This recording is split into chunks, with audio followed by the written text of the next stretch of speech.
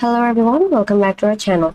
Need to shop online but your physical card hasn't arrived yet? Then you can start spending today without the physical card at all. Just you need a Chime's virtual card, and here's how to activate it in minutes.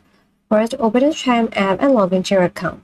Now for that you have to go to settings and then make sure you go to this debit card sections and then select this view your card to see your virtual card details. Now, if it's not activated yet, then tap activate virtual card and follow the prompts. Next, you have to copy the card number, expiration date and CVV, and you will use this as checkout just like a normal debit card. And for extra security, consider enabling transaction alert in settings.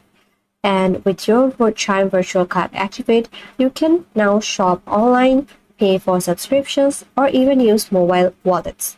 So without waiting for a physical card at all. That's it for this video. If this video helped you out, then like this video, comment down below, subscribe to this channel, and thanks for watching.